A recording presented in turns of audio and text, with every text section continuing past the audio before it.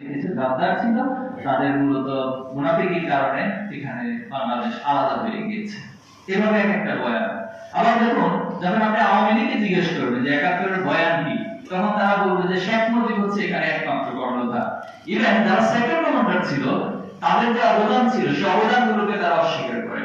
আবার এই সেম ওয়েতে যখন আপনি বিএনপিকে জিজ্ঞেস করবেন যে আসলে ৭১-এ আপনাদের ভূমিকা কি ছিল, তারা বলবে যে জিয়াউর রহমান ছিল এখানে সবচেয়ে সেরা নায়ক, এবং জিয়াউর রহমান স্বাধীনতা ঘোষণা দিয়েছে বলে বাংলাদেশ স্বাধীন হয়েছে। তখন বলা যে শেখ মুজিব কি করছে? শেখ মুজিব তো হচ্ছে তিনি ভারত পাকিস্তানের হাতে বন্দী ছিলেন, তার তো কোনো অবদান ছিল না।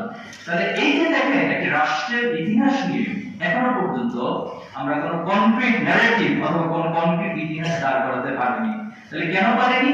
এটা আমি একটু আগে বলেছিলাম যে ইংরেজরা যখন এই দেশ থেকে চলে যাচ্ছে, ভূখণ্ড ছেড়ে চলে যাচ্ছে, ভেবেছিল আমরা এই ভূখণ্ডকে সরাসরি শাসন না করলেও এমন কিছু মানুষ তৈরি করে দিয়ে যাবো এখানে, এমন কিছু এজেন্ট তৈরি করে দিয়ে যাবো, একটি শিক্ষা ব্যবস্থা তৈরি করে দিয়ে যাবো, তারা আসলে পরাধীন হবে, তারা তাদের চিন্তা মানসিকতার মাধ্যমে একটা পরাধীন জাতি হিসেবে গঠিত হবে। আপনারা হীরক রাজার দেশের একটা উপন্যাস আছে, পড়েছেন কেউ? পড়া হচ্ছে, সেখানে দেখবে যে যারা হচ্ছে রাজার বিরোধিতা করে অথবা রাজার যে অন্যায় জুলুম নির্যাতন সেটা যারা বিরোধিতা করে, তাদেরকে রাজা যন্তর মন্তর নামে একটা মেশিনের মধ্যে দিয়ে দেয়। এই মেশিন থেকে ঘুরে আসার পর যে যত বিরোধিতা করে, একটু পরে হচ্ছে সেই মেশিন থেকে বের হওয়ার পর জি রাজা যারা বলেছে সেটাই সঠিক। তো এই ভূখণ্ডকে যারা পরিচালনা করেছে, তারা বারবার চেয়েছে যে এই ভূখণ্ডে যা হবে সব হবে জি হুজুর, জি ভাই, এই স্টাইলের কিছু মানুষ তৈরি হবে, এবং আমরা সেই শিক্ষা ব্যবস্থার মধ্য দিয়ে আসলে উপকৃত হবে এই মানুষগুলো তৈরি করে। আমরা দেখেছি বিগত সময়ে যিনি প্রধানমন্ত্রী ছিলেন, ফ্যাসিস্ট ছিলেন তো সবাই নাকি না, উনি কোথায় আছেন এখন? উনি যেখানে আসছেন আল্লাহ ওনাকে ভালো রাখবেন, আল্লাহ দোয়া করি। তো উনি যখন ওনার দলের লোকজনকে নিয়ে বসতেন, মানে চাটুকারিতা এবং সর্বোচ্চ সীমা অতিক্রম করত। যখন সাংবাদিক সম্মেলন করতেন তিনি বিভিন্ন দেশ থেকে এসে, সেখানে এক একজন সাংবাদিক মনে হতো যে তারা কি আসলে কোন সাংবাদিকতার পেশা নিয়ে সেখানে গিয়েছে, নাকি চাটুকারিতার চরম সীমা অতিক্রম করার জন্য সেখানে গিয়েছে। তো সেই সীমা অতিক্রম করতে করতে সম্প্রতি যে কোটা আন্দোলন হলো, সেই কোটা আন্দোলন প্রেক্ষাপটে প্রশ্ন করতে গিয়ে তিনি রাজাকারের দিকে ঠেলে দিলেন। দেখেন যে চাটুকাররা কিভাবে করে হাসিনাকে বিপদের মধ্যে ফেললো। তখন তিনি এই প্রশ্নটা দিতেই কিন্তু এই কথাটা তিনি বলেছেন যে কোটা কি তাহলে রাজাকারের নাতিপুতিরা পাবে? দেন এই রাজাকারের নাতিপুতি থেকে স্লোগান তৈরি হলো তুমি কি আমি কে রাজাকার। তার মানে একটা দৃঢ় চেতা, দৃঢ় মানুষকে দীর্ঘদিন শোষণ করার পর মানুষের ভিতরে একটা পঞ্জীবিত ক্ষোভ জন্মে, সেটা বহিঃপ্রকাশ হলো। এবং এই আন্দোলনের সূত্রপাতটা কিন্তু এই সংবাদ সম্মেলন এবং মন্তব্য এই স্লোগান থেকে কিন্তু উৎপত্তিটা করেছে। সেখান থেকে টার্নিং পয়েন্টটা তৈরি হয়েছে, একটা প্লটের চূড়ান্ত সীমা তৈরি হয়েছে। তো যাই হোক, আমরা এই ৭১কে নিয়ে এখনো পর্যন্ত কনক্রিট কোনো ইতিহাস তৈরি করতে পারিনি, এটি আমাদের ব্যর্থতা। এরপর আসুন যে ৭৩-এ সেটি বিতর্কিত নির্বাচন করা হলো। তাহলে এতদিন ৭১-৭০-এর যে নির্বাচন নিয়ে আমরা এত আন্দোলন করলাম, সবাই মিলে এত বক্তব্য বিবৃতি দিলাম, কিন্তু ৭৩-এ এসে আবার কি ধরনের একটা নির্বাচন করলেন, যাকে সেখানে ব্যালট বক্স সব ছিনিয়ে নিয়ে এসে ঢাকায় এনে ভোট গণনা করা, এরপরে পিটিয়ে মানুষ মেরে ফেলা নির্বাচনে সংসদ ভবনে, এই ঘটনাগুলো ঘটেছে। কাদের মাধ্যমে ঘটেছে? যারা এতদিন মানুষের অধিকারের কথা বলেছে, মানুষের ভোটাধিকারের কথা বলেছে, স্বৈরতন্ত্রের বিরুদ্ধে কথা বলেছে, তাদের মাধ্যমে এই ঘটনাগুলো ঘটেছে। এরপরে ৭৪-এ দুর্ভিক্ষ হলো, ৭৫-এ এসে নতুন এক কাজ করে বসে থাকলেন। কি করলেন? বাকশাল কায়েম করলেন। বাকশাল মানে হচ্ছে যে এখানে কারো কোনো কথাবার্তা চলবে না। এরপর ইসলামিক দলগুলোকে সংবিধানের মাধ্যমে নিষিদ্ধ করে দেওয়া হলো ৭২-এ। তো তাহলে এই জাতিসত্তার ইতিহাস কিন্তু আপনি টোটাল পাশ কাটিয়ে ফেলবেন। আপনি সেখানে নতুন করে ধর্ম নিরপেক্ষ সমাজতন্ত্রকে আবির্ভাব ঘটালেন। তাহলে আপনার দ্বিজাতি তত্ত্বের সেই দীর্ঘ লড়াই সংগ্রাম করার কি প্রয়োজন ছিল? এই দেশটাকে দুইটা ভাগে কেন ভাগ করার প্রয়োজন ছিল মুসলিম এবং হিন্দু মধ্য দিয়ে? তাহলে দেখেন আপনার যা ইতিহাস, সেই ইতিহাসগুলোর ভিতরে একটা মিশ্র এলিমেন্টস যখন যুক্ত হয়, তখন সে জাতি কখনো সামনের দিকে এগিয়ে যেতে পারে না। এজন্য আল্লামা সাঈদী হুজুরের একটা কথা আছে যে ভূত অথবা শয়তান হাঁটে কোন দিকে? সামনের দিকে, কিন্তু দিন শেষে যায় কোথায়? পেছনের দিকে। আমাদের এই রাষ্ট্র, এই জাতিসত্তার দুর্ভাগ্য আমরা আমাদের জাতীয় আদর্শকে ঠিক করতে পারিনি, আমরা আমাদের জাতিসত্তার ধারাকে বুঝতে পারিনি, এবং আমরা আমাদের যে লক্ষ্য এবং গন্তব্য সেটাকে ঠিক করতে পারি। আজকে দেখুন শিক্ষা ব্যবস্থার কথা যদি বলি, আমরা যে শিক্ষা ব্যবস্থার মধ্যে দিয়ে যাচ্ছি এটা জাস্ট একটা প্রসেস ওরিয়েন্টেড শিক্ষা ব্যবস্থা, কোনো টার্গেট ওরিয়েন্টেড, আমি কোথায় পৌঁছতে চাই। আপনি জাস্ট প্রত্যেকটা ক্লাস পার হচ্ছেন, অনার্স শেষ করছেন, মাস্টার শেষ করছেন, আপনি একটা প্রসেস ওরিয়েন্টেড মধ্যে দিয়ে একটা সার্টিফিকেট অর্জন করছেন, কিন্তু আপনি কি শিখছেন, আপনি এই শিক্ষার মধ্যে দিয়ে কোথায় পৌঁছতে চান, আমার আপনার শিক্ষা ব্যবস্থা সেই টার্গেট আমাকে ঠিক করে দিতে পারে। আমার পরিবারকে জিজ্ঞেস করা হয় কেন আপনি আমাকে পড়াশোনা করাচ্ছেন, পরিবার হলো আমার সন্তান মানুষের মতো মানুষ হবে। আমাকে জিজ্ঞেস করা হয় তুমি কেন পড়াশোনা করতেছো, আমার বিসিএস ক্যাডার দিতে হবে, চাকরি করতে হবে, ডাক্তার হতে হবে, ইঞ্জিনিয়ার হতে হবে। আমার শিক্ষককে জিজ্ঞেস করা হয় কেন, একই কথাগুলোই বলে। তার মানে সত্যিকার অর্থে একজন মানুষের যে চিন্তার পরিবর্তন, মননের পরিবর্তন, সমাজ এবং রাষ্ট্রকে নিয়ে আলটিমেট একটা গোলে পৌঁছার যে লক্ষ্য এবং গন্তব্য, সেটা আমাদের শিক্ষা ব্যবস্থা ঠিক করে দিতে পারে।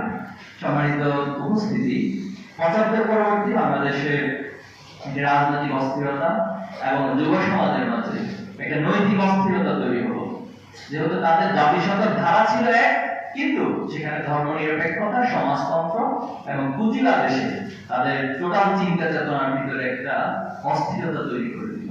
সে অস্থির সময়ে ইসলামী ছাত্র শিবির বাংলাদেশের ছাত্রদের জন্য আলোর প্রবর্তিকা হিসেবে আবির্ভূত হল। ছাত্র সমাজরা একটা আলোর দিশা খুঁজতে লাগলো যে আমরা এই অস্থিরতা থেকে মুক্তি চাই, আমাদের ভিতরে একটা স্থিরতা চাই, আমরা দেশ এবং জাতিকে নিয়ে একটি লক্ষ্যে পৌঁছতে চাই। এই যখন সবার চাহিদা, ঠিক সেই সময় 1977 সালের 6 ফেব্রুয়ারি ঢাকা বিশ্ববিদ্যালয় থেকে ইসলামী ছাত্র শিবির যাত্রা শুরু করেছিল। তো সেই যাত্রা আজ অবধি আমরা 48তম বৎসরে এসে উপনীত হয়েছি। সম্মানিত উপস্থিতি, এখন প্রশ্ন হলো মানুষের মুক্তি আসলে কিসে মিলে, মানুষ কিসে মুক্তি পায়? আমরা এখন ফিরে যেতে হবে জাহিলিয়াতের সেই সমাজে, সেই যুগে, যখন মানুষের কোনো মানবিক অধিকার ছিল না, মানুষকে মানুষ হিসেবে বিবেচনা করা হতো না, বরং মানুষকে পণ্য হিসেবে বিবেচনা করা হতো। সে সমাজে নারীদের কোনো অধিকার ছিল না।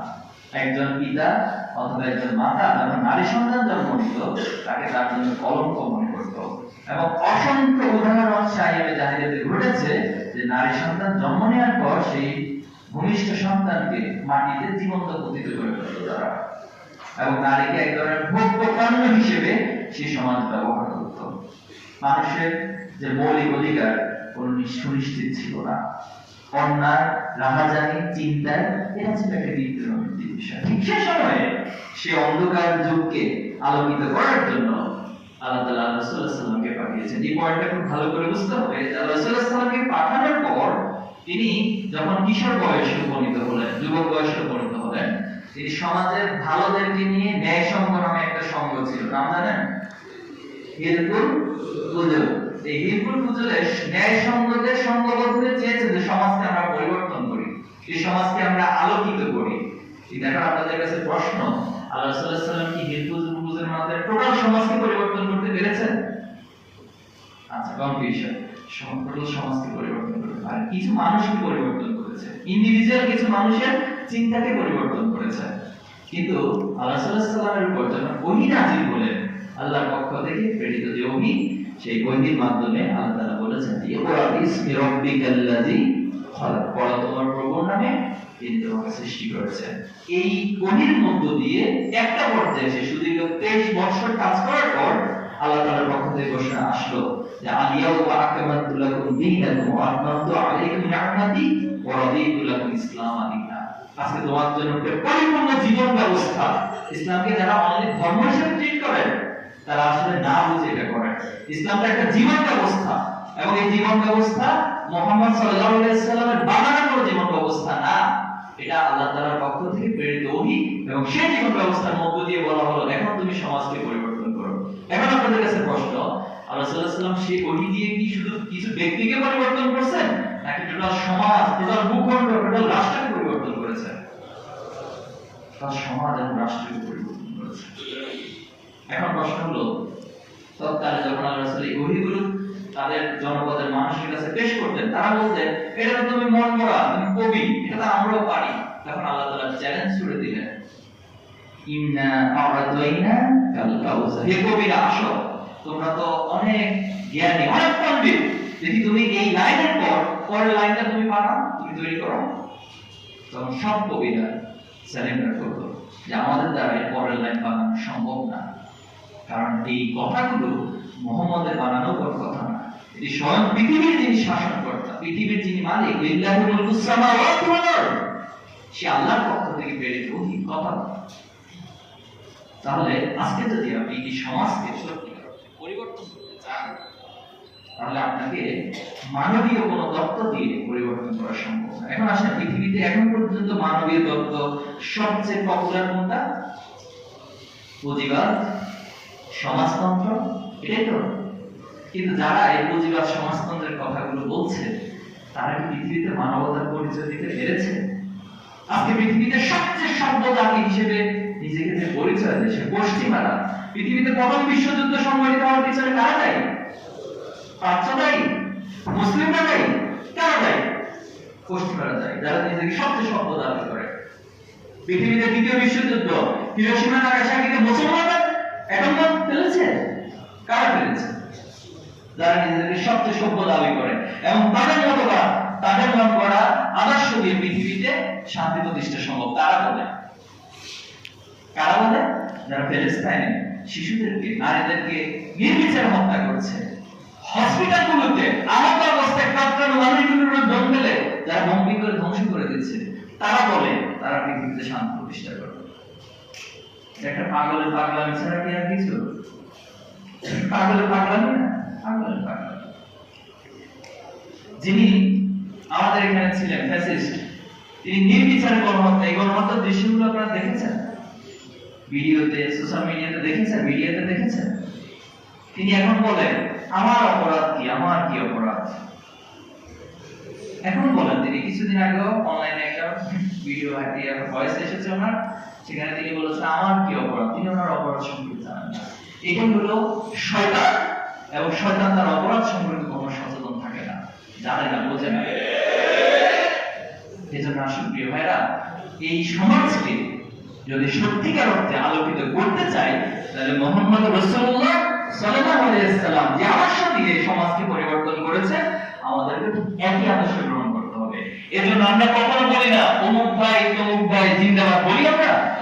আমার নেতা তোমার নেতা, অমুক নেতা অমুক নেতা আমরা বলি? আমরা কি বলি? আমার নেতা তোমার নেতা, বিশ্ব নেতা মুস্তাফা রাসূলুল্লাহ সাল্লাল্লাহু আলাইহি ওয়াসাল্লাম। তাকে শুধুমাত্র মুসলিমরাই নয়, পৃথিবীর যারা স্কলার তারা স্বীকৃতি দিয়েছেন যে মুহাম্মদের ব্যক্তিত্ব এবং মুহাম্মদের যে আদর্শ, সে আদর্শ দিয়ে শুধুমাত্র পৃথিবীতে শান্তি প্রতিষ্ঠা সম্ভব। আমরা কি সে আদর্শ গ্রহণ করতে রাজি আছি? তাহলে সে আদর্শ কি শুধু মুসলিমদের জন্য উপকারে আসে? আল্লাহ রাসূল সাল্লাল্লাহু আলাইহি ওয়াসাল্লামের দেশ আরব ছিল, সেখানে কি ইহুদি ছিল না? সেখানে খ্রিস্টান ছিল না? তাদের অধিকার কি আল্লাহ রাসূল সাল্লাল্লাহু আলাইহি ওয়াসাল্লাম নিশ্চিত করেননি? করেছেন। এই আরেকটা প্রপাগান্ডা, আরেকটা ন্যারেটিভ ইসলামোফোবিয়ার মাধ্যমে, যে ইসলাম আদর্শ মানে হচ্ছে অন্য ধর্মকে তারা স্বীকৃতি দেয়। এটা কি সত্য না মিথ্যা? মিথ্যা। আর এই মিথ্যা কথাগুলো কারা বলে? ওই যে এতক্ষণ আমি তাদের উদাহরণ দিলাম, যে তার দোষ খুঁজে পায় না, তারা বলে। যে পৃথিবীতে নির্বিচারে গণহত্যা চালায়, মানবতার উপর বন্দি করে, তারা বলে এই কথাগুলো। সম্মানিত উপস্থিতি, ইসলামের ছাত্র শিবির আল্লাহর প্রদত্ত এবং রাসূল প্রদর্শিত বিধানের আলোকে তার জীবনকে গঠন করে, তার জীবনের আমল পরিবর্তন করে, আমল পরিবর্তনের উদাহরণ ছিল আবু যর গিফারী রাদিয়াল্লাহু তাআলা। তিনি ছিলেন ডাকাতের সর্দার, কিন্তু ইসলামের ছোঁয়াপে, এই ওহীর ছোঁয়াপে তিনি হয়ে গেলেন সমাজের শ্রেষ্ঠ মানুষ। যে ওমর রাদিয়াল্লাহু তাআলা তরবারি নিয়ে বের হয়েছেন যে মুহাম্মদকে আমি হত্যা করব, আর সেই ওমর রাদিয়াল্লাহু তাআলা যখন ওহী সংস্পর্শে আসলেন, সে কোরআনকে ধারণ করলেন, তিনি হয়ে গেলেন পৃথিবীর অর্ধজাহানের সেনাপতি, অর্ধজাহানের খলিফা হয়ে গেলেন। কোরআন এবং ওহী একজন মানুষকে ঠিক কিভাবে পরিবর্তন করতে, ঠিক যেমন আমাদের মধ্যে পরিবর্তনের ছোঁয়াকে ছাপিয়ে দেয়। হাজার হাজার লক্ষ লক্ষ কোটি কোটি ছাত্রদেরকে, যে ছাত্র মাদকে লিপ্ত ছিল, আমি জাস্ট একটা উদাহরণ দিচ্ছি, নীলফামারীতে গিয়েছিল একবার, তো তো সাথী শপথ, আমাদের সাথী শপথ সম্পর্কে আইডিয়া আছে আপনাদের? অনেকগুলো ধাপ পার হয়ে সাথী হয়। তো যখন আমি তার কন্টাক্ট নিচ্ছিলাম, ভাইবা নেওয়ার সময় তার চেহারাটা দেখে আমার মাঝে একটু সন্দেহ তৈরি হলো। কারণ যারা কন্টিনিউয়াসলি ড্রাগ এডিক্টেড তাদের চেহারা কিন্তু স্বাভাবিক থাকে না। আপনারা দেখেছেন এরকম কাউকে? তো আমি জেলা সভাপতি ভাইকে কোশ্চেন করলাম যে ভাই, এই ভাইটার চেহারাটা আমার কাছে একটু অস্বাভাবিক মনে হচ্ছে, আসলে কি কোনো সমস্যা আছে? যে কি মাদক নেই? মাদক নিলে তাকে সাথে শপথের জন্য করে নিয়ে আসছে, এটা কেমন কথা? তো পরে তিনি বললেন যে ভাই, এই ভাইটা এক সময় ড্রাগ এডিক্টেড ছিলেন, কিন্তু আমাদের একজন ভাই দীর্ঘদিন ধরে তাকে সময় দিয়ে তার পিছনে মেহনত করে আজকে তাকে পুরোপুরি ড্রাগ এডিক্ট মুক্ত করছে। বিশ্বাস করবেন, সেখানে প্রায় 25 জন ভাই উপস্থিত ছিলেন, এবং যখন আমি টোটাল অনুষ্ঠানটা শেষ করলাম, ওই ভাইটার মধ্যে যে আবেগ, যে কান্না, এটা আমি অন্য কারোর মধ্যে দেখিনি। আলহামদুলিল্লাহ। ছাত্র শিবির এমন একটি সংগঠন যে হারাম রিলেশনে লিপ্ত থাকে, সে হারাম রিলেশন থেকে তার বিবেক বোধকে জাগ্রত করে তাকে ইউসুফ আলাইহিস সালামের চরিত্রের অধিকারী হওয়ার মতো রাস্তা তাকে তৈরি করে দেয়, সে পরিবেশ তাকে তৈরি করে দেয়। এর নাম হলো ইসলাম ছাত্র শিবির। সম্মানিত ভাইরা, সে আদর্শকে বাস্তবায়ন করতে গিয়ে আমরা আমাদের একটা চূড়ান্ত লক্ষ্য ঠিক করেছি, হলো আল্লাহর জমিনে সকল জুলুম এবং নির্যাতনের মূলোচ্ছেদ করে ভ্রাতৃত্ব, ন্যায়, সুদের উপর একটা সমাজ প্রতিষ্ঠা করা। এই লক্ষ্যের উদ্দেশ্যে ছাত্র শিবির ঠিক করেছিল 1977 সালে। এখন আপনাদের কাছে কোশ্চেন, 2024 সালে যে আন্দোলন হয়েছে, সে আন্দোলনের মূল থিম কি ছিল? জুলুম এবং নির্যাতন আমরা চাই না, আমরা এখানে ন্যায় এবং অধিকার নিশ্চিত করতে চাই। তাহলে 77 সালের ছাত্র শিবিরের যে লক্ষ্য এবং টার্গেট, আজকে 2024 সালে এসে টোটাল ছাত্র সমাজ, টোটাল ছাত্র জনতা তার সেই লক্ষ্য এবং টার্গেটকে একাকার করতে পেরেছে। আলহামদুলিল্লাহ। আমরা বৈষম্য চাই না, আমরা ন্যায় চাই। কেমন ন্যায়? আপনাকে অধিকার নিয়ে পিছে পিছে দৌড়াতে হবে না ভাই। আপনি আপনার নেতার পিছনে দৌড়াবেন আপনার অধিকার নিয়ে, এজন্য সে নেতা হয় নাই। সে নেতা হয়েছে আপনার দৌড়ে আপনার ঘরে এসে আপনার অধিকারকে পৌঁছে দেওয়ার জন্য। যে উদাহরণ দেখেছি আমরা ওমর রাদিয়াল্লাহু তাআলার সাথে, তার রাজ্যে কে কোথায় বিপর্যস্ত অবস্থায় আছে, কে কোথায় অধিকার বঞ্চিত আছে, তিনি রাতের বেলা হেঁটে প্রত্যেক ঘরে ঘরে গিয়ে সেটা খুঁজে বের করতেন। এবং নিজে এই যে রিলিফের মাল নিতে এসে পদদলিত হয়ে মারা যায়, আমাদের সমাজে উদাহরণ আছে। আর অথচ ওমর রাদিয়াল্লাহু তাআলা নিজে বস্তা বহন করে সে আটাগুলো তার যার অধিকার প্রয়োজন সে মাসুম মানুষের কাছে পৌঁছে দিতেন। এটা ছিল ইসলাম আর বর্তমান মানব রচিত আদর্শের পার্থক্য। ন্যায় বিচার, ওমর রাদিয়াল্লাহু তাআলা সন্তান অপরাধ করেছে, একজন ইহুদি সে বিষয়ে মামলা দায়ের করেছে, আদালতের রায় দেওয়া হলো তার সন্তানকে শাস্তি দেওয়া হোক, ইহুদির পক্ষে রায় দেওয়া হয়েছে। এর নাম হলো ন্যায় বিচার। আজকে পারবেন এটা করতে? আপনার দলের মানুষ, আপনার দলের লোক হত্যা করে শপথ প্রমাণিত হওয়ার পর আদালত রায় দিয়েছে তার মৃত্যুদণ্ড, আর আপনি রাষ্ট্রপতি একজনকে বসান, তিনি বলেন যে 1 বছর খালাস। এ কেমন ন্যায় বিচার? তাহলে আমরা যদি সত্যিকার অর্থে সমাজকে পরিবর্তন করতে চাই, একটা ন্যায় সমাজ প্রতিষ্ঠা করতে চাই, তাহলে এটা শুধুমাত্র ভাই এই জিবাই ঠিক অথবা চিল্লে বলেন ঠিক কিনা ঠিক, অথবা হচ্ছে আপনি দোয়া করলেন, তাবিজ করলেন, পানি পড়া দিলেন, এর মধ্যে দিয়ে সমাজ পরিবর্তন হয় না। এই সমাজ পরিবর্তনের জন্য সমাজ পরিবর্তন উপযোগী মানুষ তৈরি করতে হয়। এখন আসেন আমি আমার এই টপিকে আসি। আমার টপিক হলো সৎ, দক্ষ এবং দেশপ্রেমিক নাগরিক তৈরি। আমাদের এই বাংলাদেশটা অপার সম্ভাবনার বাংলাদেশ।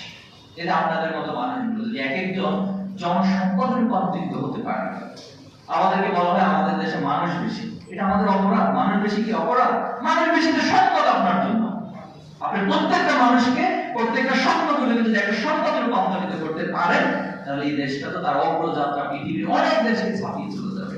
আপনি সেদিকে মনোযোগ দেন না, সেদিকে আপনার কোনো মনোযোগ থাকবে কেন? আপনার দরকার তো পাওয়ার, আপনার দরকার 10 টাকা চেয়ার, আপনি তো সেদিকে কোনোদিন মনোযোগ দেন নাই। সম্মানিত আমাদের কক্সবাজারের মতো পৃথিবীর সবচেয়ে বড় সমুদ্র সৈকত রয়েছে, এটা কি আমাদের একটা বড় সম্ভাবনা? বড় সম্ভাবনা। আমাদের ব্লু ইকোনমি জোন রয়েছে। যদি আপনাদের এখান থেকে আগামী দিনে সমুদ্র বিজ্ঞানী তৈরি হতে পারেন, তাহলে তাদের চিন্তা থেকে, তাদের ম্যানেজমেন্ট থেকে এই ব্লু ইকোনমিক যোগ দিয়ে বাংলাদেশ পৃথিবীর অনেক উন্নতশীল দেশকেও অতিক্রম করে যাওয়া শুরু করেছে। আমাদের কুলাউড়া পাহাড়ে ডাইনামাইট রয়েছে, জানেন এটা আপনারা? কিন্তু এটা খুঁজে বের করবে কে? খুঁজে বের করার মতো লোক নেই। তো চিটকের আজকের এই প্রোগ্রাম থেকে একজন উদ্যোগ নেন, আমি আমার কুলাউড়া পাহাড়ে ডাইনামাইট রয়েছে সেটা খুঁজে বের করার উদ্যোগ নিব। তাহলে আজকে যারা আমাদেরকে ভয় দেখায়, ভয় দেখানো অনেকে ভয় দেখেন তো, তাদেরকে বলবে যে আমার কাছে কিন্তু আছে, তুমি আমাকে ভয় দেখাও, আমার কাছেও আছে। তাহলে এই খুঁজে বের করার কাজটা কে নিবে, উদ্যোগটা কে নিবে? আপনাকে নিতে হবে। সবচেয়ে বড় বিষয় হচ্ছে এই ভূখণ্ডের মানুষ প্রচন্ড সাহসী। দেখেছেন না আবু সাইদ কিভাবে দাঁড়িয়েছে তো? আবার আবু সাইদকে কপি করে এই প্রজন্মের ছোট ছোট বাচ্চারা পুলিশের দিকে তেড়ে গেছে, ছোট কঙ্কর নিক্ষেপ করতেছে, বলা হচ্ছে তুমি এটা কেন করতেছো? বলছে আমার ভাই আবু সাইদকে হত্যা করছে। দেখেছেন সে ভিডিও? ছোট বাচ্চা এভাবে তেড়ে যাওয়ার মতো মানসিকতা, প্রচন্ড সাহসী। পৃথিবীকে বিজয়ের জন্য সাহস প্রয়োজন, পৃথিবীকে নেতৃত্বের জন্য সাহসের প্রয়োজন, জ্ঞানের প্রয়োজন, দক্ষতার প্রয়োজন।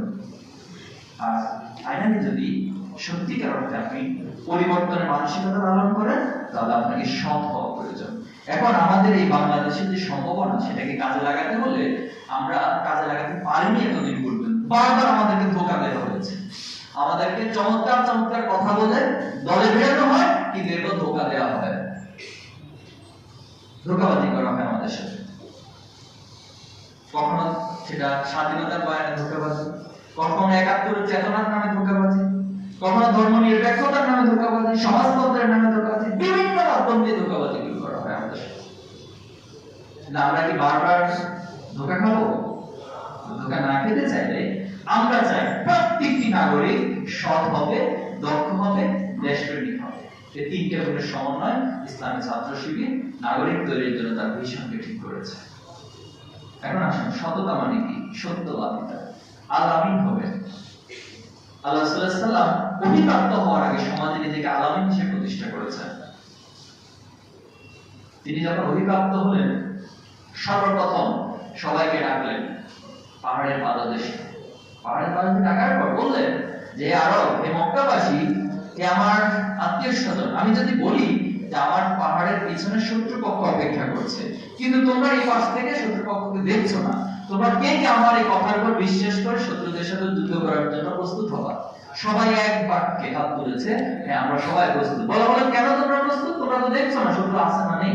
বলা হলো যে তুমি ইতিপূর্বে কোনোদিন আমাদের সাথে মিথ্যা কথা বলো নাই, কারণ আমরা তোমাকে সন্তান হিসেবে, আমাদের সমাজের, আমাদের আদরের ভাই হিসেবে, আমাদের কাছের মানুষ হিসেবে, আত্মীয় হিসেবে কোনোদিন সিঙ্গেল ওয়ার্ড মিথ্যা কথা বলতে শুনিনি। বলা হলো তাহলে এখন আসো ইসলাম কবুল করো। তোমরা যে ধর্ম নিয়ে আছো এটা একটা মিথ্যা ধর্ম, এটা একটা শয়তানের বানানো, বিবর্তন হতে হতে তোমরা এই পর্যায়ে এসেছো এই ধর্ম নিয়ে। তাহলে এক আল্লাহর প্রতি তোমরা এই বানানো, এই সমগ্র পৃথিবী বানানো। তখন আবার তারা কনফিউশনে পড়ে গেছে। একটা অংশ বলছে ঠিক আছে, আগের কথা যেমন মানলাম এটাও মানলাম, একটা অংশ বলছে না মানবো না। পৃথিবীতে যুগে যুগে একটা অংশ থাকবে যারা বলবে যে না আমরা মানবো না, সত্যকে তারা স্পষ্ট দেখবে কিন্তু এরপর সত্যকে তারা স্বীকার করে নিবে না। এটা পৃথিবীর যুগে যুগে ছিল। আর একটা অংশ কনফিউশনে থাকে, কোনটা রাইট কোনটা রং। ওই যে ডক্টর পস্টাসের একটা ড্রামা আছে, উপন্যাস আছে, আপনারা পড়েছেন কিনা, সে কনফিউশনের মধ্যে থাকে। ভালো দিক যখন তার কাছে আসে তখন ভালোর দিকে ঝুঁকে যায়, আবার একটু পরে যখন খারাপের দিক থেকে আসে খারাপের দিকে। তাহলে প্রিয় ভাইরা, মুহাম্মদ রাসূলুল্লাহ সাল্লাল্লাহু আলাইহি ওয়াসাল্লাম নিজেকে আলামিন। এখন প্রশ্ন হলো আমরা নিজেদেরকে আলামিন হিসেবে তৈরি করতে হবে। ছাত্র শিবির এই আলামিন তৈরির একটি কারখানা, সত্যবাদী হবে। যিনি সত্যবাদিতার থেকে বিচ্যুত হবে তিনি কখনো ইসলামের হতে পারে না, তিনি কোনো আদর্শের মানুষ হতে পারে না, তিনি ছাত্র শিবিরের হতে পারে না। সম্মানিত উপস্থিতি, আপনাকে ন্যায় পরায়ণ হতে হবে, আপনাকে জাস্টিস করতে হবে। সেটা আপনার ভাইয়ের সাথে হোক, বোনের সাথে হোক, পিতামাতার সাথে হোক, আপনার বন্ধুর সাথে হোক, সবার সাথে জাস্টিস রক্ষা করতে হবে। যার যেটা অধিকার, কারো অধিকারকে লঙ্ঘন করে এটার নাম হলো সততা। ছাত্র শিবির এই লেসন গুলো তার দীর্ঘ একটা প্রক্রিয়ার মাধ্যমে তার জনশক্তিদেরকে, ছাত্রদেরকে দিতে চায়। এরপর হচ্ছে আপনি রহম দিল হবে। আল্লাহ রাসূলের ক্ষেত্রে আল্লাহ তাআলা বলছেন যে রাহমাতুল লিল আলামিন, তিনি সবার প্রতি রহম দিন, কারোর প্রতি বিদ্বেষ পোষণ করে না। এজন্য ইসলামের ছাত্র শিবিরের যারা সম্পৃক্ত হবে তাদেরকে বিদ্বেষ ভাবাপন্ন হলে হবে না। কারণ সমাজের যে মানুষগুলো আল্লাহ রাসূলকে হত্যা করার জন্য সিদ্ধান্ত নিয়েছেন, আল্লাহ রাসূল ভালোবাসা দিয়ে, উদারতা দিয়ে, দয়া দিয়ে সেই মানুষগুলোকে কিন্তু ইসলামের ছায়াতলে সংঘবদ্ধ করেছেন। আমাদের আদর্শ ঠিক। আরো বলেছি না, তোমার নেতা, আমার নেতা, বিশ্ব নেতা মুস্তাফা। তাহলে আপনার মুস্তাফার যে চরিত্র, যে সততা, সেখান থেকে বের হওয়ার কোনো সুযোগ আপনার নেই। সম্মানিত উপস্থিতি, দক্ষতা অর্জন। এই দক্ষতা অর্জনের ক্ষেত্রে পারদর্শিতা ইম্পর্টেন্ট। আপনার জ্ঞান এবং দীর্ঘদিনের প্রচেষ্টার একটা কম্বিনেশন যখন হয়, তখন একজন মানুষ দক্ষ হয়ে ওঠে। এখানে সাংবাদিক বন্ধুরা আছেন যিনি ক্যামেরা চালাচ্ছেন, তিনি একটা সময় ক্যামেরা কিভাবে ধরতে হয় এটার একাডেমিক কিছু জানতেন না, কিন্তু আস্তে আস্তে তিনি সেটা জানলেন এবং ক্যামেরা চালাচ্ছেন। এখন আলহামদুলিল্লাহ তিনি সেখানে দক্ষ। আমরা যে আদিব এবং রাগিবের একটা গল্প আছে, হাউ টু রাইড বাইসাইকেল, পড়েছেন? পড়ে নিচ্ছে, সব উঠে দিচ্ছে, এগুলো ভালো জিনিসগুলো থাকবে না। আসবে হলো কি আপনার ওই যে শরীফা, এরপর আসবে কি, এগুলো নিয়ে আসা হবে। তাহলে এগুলো নিয়ে আসলে কি হবে? ওই যে হীরক রাজার মতো কিছু মাথার গোবর সমৃদ্ধ মানুষ তৈরি করা যাবে। আর গোবর সমৃদ্ধ মানুষ যখন তৈরি হবে, তখন জি জি ম্যাডাম, জি নেত্রী, সব। এই আদিব এবং রাগিবের বিষয় ছিল, একজন বইতে পড়ছেন আর একজন সাইকেল চালাচ্ছেন। দেখা গেল যিনি বই পড়ছেন তিনি খুবই চমৎকার জানেন কিভাবে সাইকেল দিতে হয়, কিভাবে চালাতে হয়, কিন্তু সে কখনো সাইকেল বাস্তবে ধরে না। এই জন্য দক্ষতার জন্য আপনার একাডেমিক জ্ঞানের পাশাপাশি প্র্যাকটিক্যাল নলেজের একটা কম্বিনেশন প্রয়োজন। ইসলামের ছাত্র শিবির সেভাবে করে মানুষ তৈরি করে। এই ক্ষেত্রে আমাদের রিপোর্টিং একটা সিস্টেম আছে, আপনারা জানেন যে সময় ব্যবস্থাপনা কিভাবে করতে হয়। আপনি আপনার সারা দিনটাকে কিভাবে প্রোডাক্টিভ হয়েছে ব্যালেন্স করবেন। আপনার সেখানে কোরআন পড়বেন, হাদিস পড়বেন, ইসলামের সাহিত্য পড়বেন, দুনিয়ার যত জ্ঞান প্রয়োজন সেটা অর্জনের চেষ্টা করবেন। আপনার ক্লাসে উপস্থিত হন কিনা এই রিপোর্টগুলো সেখানে নেওয়া হয়। এরপর হচ্ছে আপনি আপনার বন্ধুদের সাথে যোগাযোগ করছেন কিনা, শরীর চর্চা করছেন কিনা, ফিজিক্যালি ঠিক রাখার জন্য পত্র পত্রিকা পড়ছেন কিনা, এই সবগুলোর সমন্বয়ে ছাত্র শিবির একটা রিপোর্টিং সিস্টেম। কেন্দ্রীয় সভাপতি থেকে শুরু করে একদম সাধারণ কর্মী পর্যন্ত এই রিপোর্ট রাখাটা বাধ্যতামূলক তার জন্য। এর মধ্যে দিয়ে একটা ব্যালেন্সড ওয়েতে লাইফ লিড করতে পারে, যার মধ্যে দিয়ে তিনি দক্ষ হয়ে ওঠেন। এরপর হচ্ছে যোগাযোগের দক্ষতা বৃদ্ধি পায়। যখন আপনি এই সংগঠনে এসেছেন, আপনাকে এখানে হিউজ কমিউনিকেশন করতে হয়, এবং এই পৃথিবীতে আজকে ম্যানেজমেন্ট এবং পৃথিবীকে নেতৃত্বের জন্য এই কমিউনিকেশন স্কিলটা অনেক গুরুত্বপূর্ণ, যেটা ছাত্র শিবির অটোমেটিক্যালি তৈরি করে। আমাদের কথা বলার দক্ষতা শেখার জন্য স্পিকার্স ফোরাম রয়েছে, ডিবেট ক্লাব রয়েছে, বিভিন্ন মন্তব্য আপনাকে আস্তে আস্তে করে দক্ষ হিসেবে তৈরি করা হয়। লেখালেখিতে দক্ষতা অর্জনের জন্য আমাদের সাহিত্য বিভাগ রয়েছে, অনেকগুলো পত্রিকা সমাহার রয়েছে। এর মধ্যে একজন ছাত্র তার দক্ষতা, তার জ্ঞানের উৎকর্ষতা সাধন করে। সবচেয়ে বড় বিষয় হচ্ছে তার নেতৃত্বের দক্ষতা তৈরি। একটা ইউনিটে সে 5 জনকে পরিচালনা করে, এরপরে ধাপে ধাপে সে ওয়ার্ড অথবা ইউনিয়নে গিয়ে সে 50 জনকে পরিচালনা করে, একটা থানা শাখায় গিয়ে 100-200 কে পরিচালনা করে। এভাবে যে আস্তে আস্তে ধাপে ধাপে যে লিডারশিপ কোয়ালিটি, এটা তার মাধ্যমে একটা পূর্ণ বিকাশ লাভের সুযোগ তৈরি, যাকে আমরা বলছি সততার পাশাপাশি সমাজকে পরিচালনার জন্য দক্ষতা। দেশপ্রেমকে আল্লাহ রাসূলুল্লাহ সাল্লাল্লাহু আলাইহি ওয়াসাল্লাম নিজের দেশপ্রেমকে অনু করতেন। যখন তিনি তিরমিজি শরীফের হাদিস, তিনি মক্কা থেকে যখন মদিনা হিজরত করে চলে যাচ্ছেন, তখন বারবার মক্কার দিকে তাকাচ্ছিলেন আর তিনি বলতেছেন, হে মক্কা, আমি তোমাকে ছেড়ে যেতে চাইনি, কিন্তু এই বাতিল শক্তিরা, কাফেররা আমাকে ছেড়ে যেতে বাধ্য করেছে। এই অনুভূতির মধ্যে দিয়ে আল্লাহ রাসূলুল্লাহ সাল্লাল্লাহু আলাইহি ওয়াসাল্লাম দেশপ্রেম পেলাম। আমরা কি আমাদের দেশকে ভালোবাসি? ভালোবাসি? এই দেশের জন্য জীবন রক্ত দিতে আমরা প্রস্তুত আছি? আচ্ছা, যখন প্রয়োজন হবে তখন জীবন রক্ত তা চাইলে ঠিক আছে, এখন একটা ব্লেড নিয়ে আসলাম, কেটে কেটে দেশের জন্য রক্ত দিই, ফোটা ফোটা। কিন্তু অনেকে দেয় না, বাস্তব সম্পর্কের জন্য রক্ত দিই নাকি প্রমাণ হবে। আপনাকে এভাবে কেটে কেটে দেশের প্রেমের জন্য প্রয়োজন হয়। দেশের জন্য যখন প্রয়োজন হবে, এই রক্তগুলোকে আপনি শ্রম দিন, এই দেশকে ভালোবাসুন, মন থেকে ভালোবাসুন, দেশের জন্য কাজ করুন, নিজেকে জনসম্পদে পরিণত করুন, নিজের সততা দক্ষতার একটা চমৎকার কম্বিনেশন ঘটান। এর মধ্যে দেশের জন্য কিছু ভূমিকা রাখবই। এই দেশ আমাকে যা দিয়েছে, আমি তার চেয়ে দেশকে বেশি কিছু দিতে চাই। কিন্তু আমাদের যারা এতদিন দেশ পরিচালনা করছেন, তারা দেশকে দেওয়ার কোনো প্রয়োজন, দেশটাকে যা পারে নিয়ে কোথায় রাখবো? বিদেশের ব্যাংকে। কি আজব ঘটনা! এই গত 15 বছরে যা পাচার হয়েছে, বাংলাদেশের 4 বছরের বাজেটের চেয়ে সেটা বেশি। শুধু টাকা আছে। তাহলে দেখেন এই সম্পদগুলো আজকে যদি দেশে থাকতো তাহলে কি আমাদের জনগণকে এভাবে কষ্ট করতে হতো? একজন মানুষকে রিলিফের টার্মের পিছনে এভাবে দৌড়াতে হতো? তাহলে একটা শ্রেণী শ্রম দিচ্ছে, কষ্ট করছে, আর একটা শ্রেণী হচ্ছে দেশকে অবজ্ঞা করে সম্পদের পাহাড় করতে। তাহলে আমরা আমাদের দেশকে ভালোবাসবো, দেশকে দেওয়ার নিমিত্তে, দেশকে কিছু দিতে চাই, পারবো ইনশাআল্লাহ। এখন আসেন আমাদের প্রত্যাশা কি? আমাদের প্রত্যাশা হলো জুলাই বিপ্লবের স্পিরিটকে ধারণ করতে হবে। আজকে আবু সাইদকে যদি কোনো মাধ্যমে এখানে নিয়ে আসা যেত, তাকে যদি জিজ্ঞেস করা হতো যে আবু সাইদ তুমি বলো তুমি কেন জীবন দিয়েছো, সে কি বলবে? আমি চাই যে এই সমাজে কোনো বৈষম্য থাকবে না, এই সমাজে অন্যায় থাকবে না, এই সমাজে জুলুম থাকবে না। আমি এমন একটি রাষ্ট্রের জন্য মূলত এভাবে নিজের সাহসিকতা প্রদর্শন করে জীবন দিয়েছি, কিন্তু এরপরও বাতিলের কাছে, জালেমদের কাছে মাথা নত করি। তাই এই স্পিরিটটাকে আমাদেরকে ধারণ করতে হবে, পারবেন? এরপর হচ্ছে আমরা প্রতিটি ক্ষেত্রে সেরা হতে হবে। ইসলামী ছাত্র শিবিরের একটা কনসেপ্ট আছে, এটা প্রত্যেকটা জনশক্তিকে বলা হয় যে আপনি যেখানে যাবেন সেখানে ফার্স্ট হবেন। এটার মিনিং কি? মিনিং হচ্ছে আপনি সন্তান হিসেবে পিতা মাতার কাছে ফার্স্ট ক্যাটাগরি সন্তান হবেন। একজন সন্তানের যে বৈশিষ্ট্য, আপনি প্রত্যেকটা গুণাবলী, প্রত্যেকটা উপাদানকে, চরিত্রকে ধারণ করবেন। যেন পিতা মাতার কাছে সেরা সন্তান হবেন আপনি আপনার শিক্ষকের কাছে সেরা ছাত্র হবেন, আপনি আপনার বন্ধুদের কাছে সেরা বন্ধু হবেন।